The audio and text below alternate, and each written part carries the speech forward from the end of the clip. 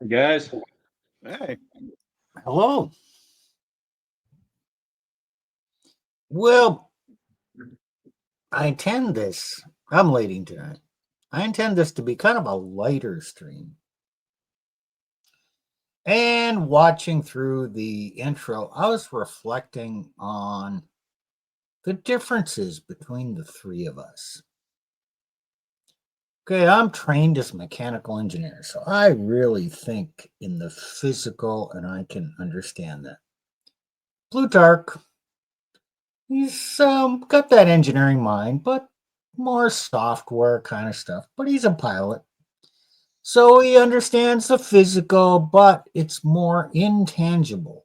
I mean, writing code, stuff like that is concepts. Nick, on the other hand, is a pastor and he's dealt with the theological, the philosophical, but yeah, he's still in the real world because of what he does in his daily job. But each one of us has distinctive approaches to things, and that's kind of our nature. So today, we're going to go into the engineering realm and talk about real world things and how morality matters. And I'm going to be going into some of the things that are going on in China, but it's not exclusive to China. It's happening here too. So before we get into this, I want to do a little primer on engineering concepts that people can probably relate to. You guys have anything you want to say before I get into that? I like how you said primer, not primer. Okay.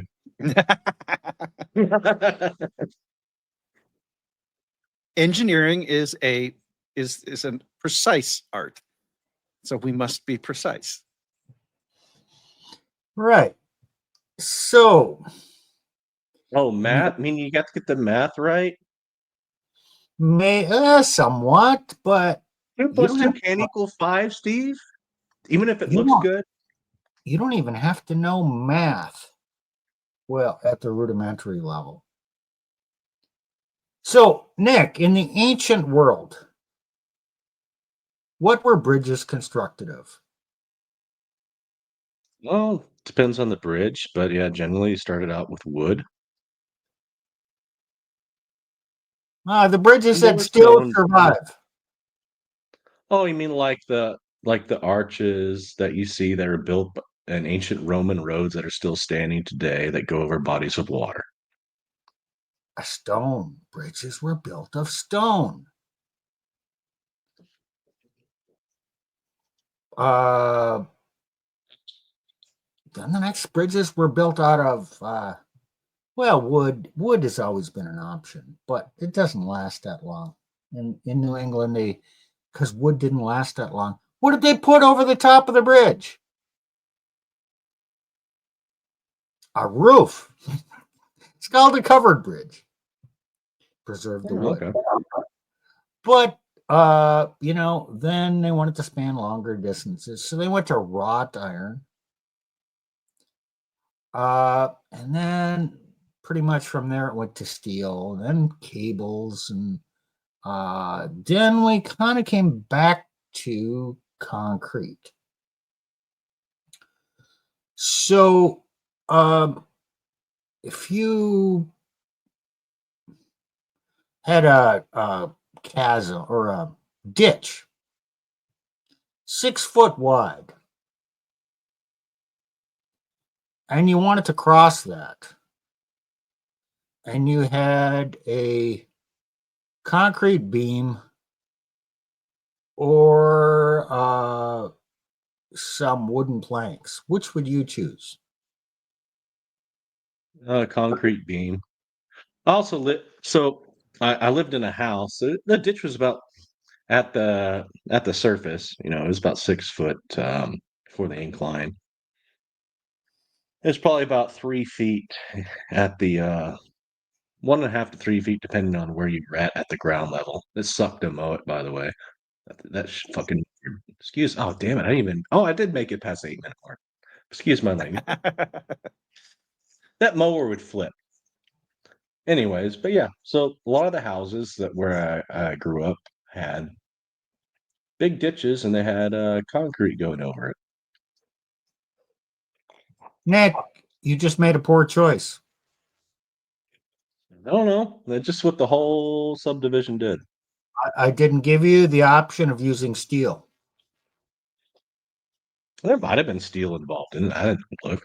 Oh, damn right there was. Because concrete. If you bend concrete, does it bend? It No, fractures. It It cracks and fractures. You know why? Concrete Stress. is weak in tensile strength, very strong in compressive strength, meaning Okay. you can't squish it, but you can pull it apart very easily. So a concrete beam without any steel inside will fail because the bottom will be in tension, because the bottom gets bigger and the top gets smaller, right? Because it tends to arc. So the top is in compression, the bottom is in tension, and it pulls apart. And that's where the crack starts. So how do they make concrete work? Oh, they tension the concrete. So they put some rebar through it, which holds it kind of together so it doesn't allow the cracks to start. Or they put tubes through it and a steel cable, and then this is post tension. And after the concrete is poured, they pull on the cable. So the cable, steel cable, has a tension and it squishes the concrete. And now when you put a load on the top, even though the bottom wants to expand a little bit, it's still in compression. Oh. So even some of the ancient Greeks and ancient Roman, I think I'm thinking about the Acropolis. They actually had steel going through that at the gate. No. They did not. They did. They did. They didn't have steel back then.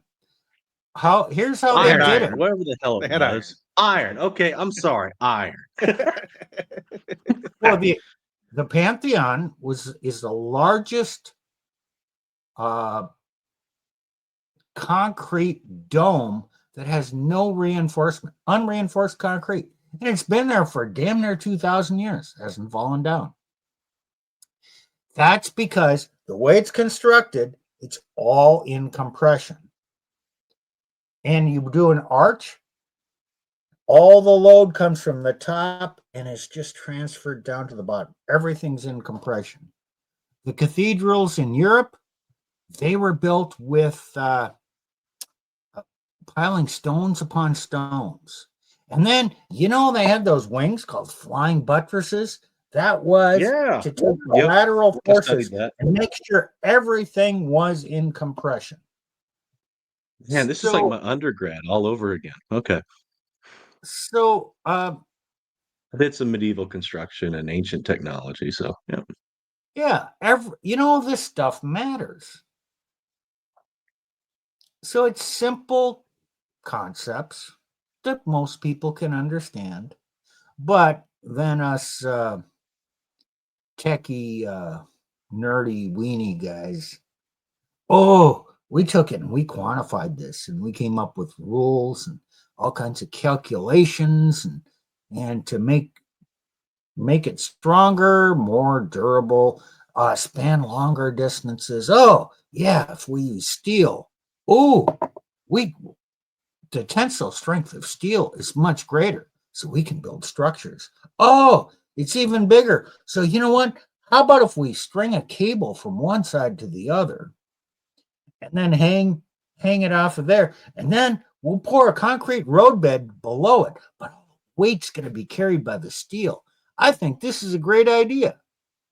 And it is. And our bridges are built that way. For instance, the Brooklyn Bridge. What year was that built, Steve? Oh, whoa, 18 You said it. I didn't look it up. 1860, 1850? 1883. 1883. Okay, well, it was made of steel. This was after wrought iron. But the towers were built of stone. So they're all in compression. And then you got a cable that strings from one to the other.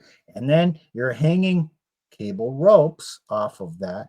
And then you have a girder structure underneath made of steel. And it's all supported there.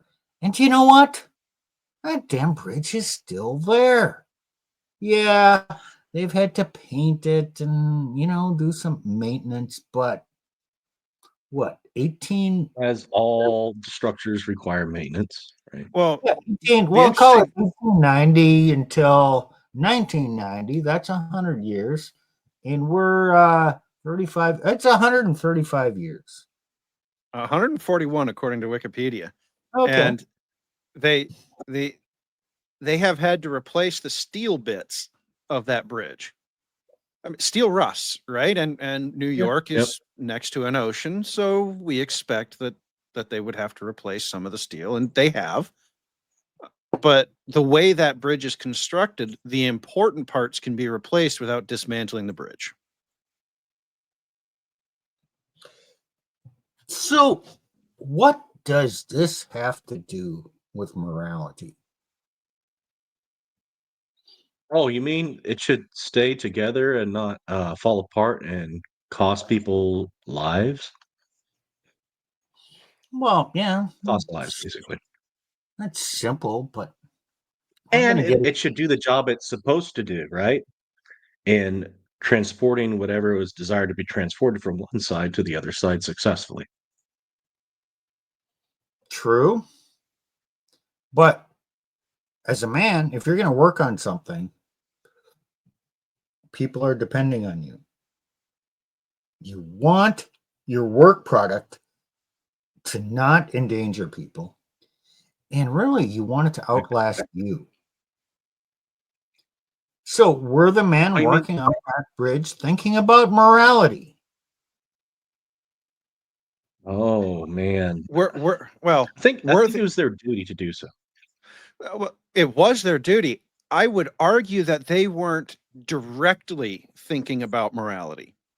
Like they weren't saying, "Oh, ho ho, we need to build this bridge this way because that's a moral thing to do." They were thinking, "I need to get shit from New Jersey into Manhattan, and the best way to do that is to build a bridge between here and here." Okay? Oh, but that's still moral, but maybe not directly not a direct moral. Right. It Yeah, was still a choice. They could have said, right. we'll just keep doing it on boats, which is how they were doing it before.